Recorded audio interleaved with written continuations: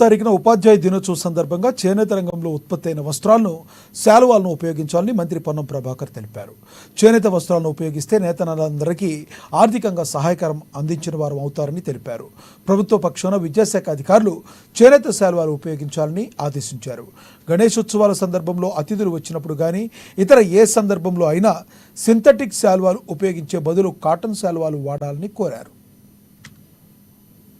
రంగంలో ఉత్పాదన అయినటువంటి బట్ట దీన్ని ఉపయోగించినట్టయితే దీని వెనుక ఉన్నటువంటి నేతన్నలందరికీ కూడా ఆర్థికంగా సహకారం చేసినారు. ప్రభుత్వ పక్షాన్ని కోరుతాను, విద్యాశాఖ అధికారులకు కూడా లేఖ రాస్తాను. రేపు టీచర్స్ డే రోజు కూడా ఆ సింథటిక్ శాలువాల బదులు కాటన్ శాలువాలు వాడండి. భవిష్యత్తు గణేష్ ఉత్సవాల సందర్భంగా కూడా అతిథులు వచ్చినప్పుడు సింథటిక్ శాలువాల బదులు బయటి రాష్ట్రాల నుంచి దిగుమతి చేసుకునేటువంటి బదులు మన తెలంగాణ రాష్ట్రంలో మన నేతన్నల ద్వారా ఉత్పత్తి అయ్యేటువంటి ఈ యొక్క కాటన్ టవల్స్ కావచ్చు, కాటన్ వస్తువులను మీరు బహుమతి ఇవ్వాలన్నా, గౌరవించబడి ఇవ్వాలన్నా, మీరు ఉపయోగించుకోవాలన్నా వీటిని మాత్రమే వాడండి. పనికి రాకుండా ఒకసారి కప్పిన తర్వాత అది ఎందుకు కూడా ఉపయోగించబడినటువంటి సింథటిక్ ను వాడి పర్యావరణాన్ని చెడగొట్టద్దు. పర్యావరణానికి పనికొచ్చి, శరీరానికి పనికొచ్చి, అందరికంటే ఉత్పత్తిదారులైన నేతన్నలకు మనం ఒక సపోర్ట్ చేసినట్టయితే కాబట్టి ఈ యొక్క చేనేత రంగాన్ని ప్రోత్సహించమని నేను ఈ సందర్భంగా విజ్ఞప్తి చేస్తాను.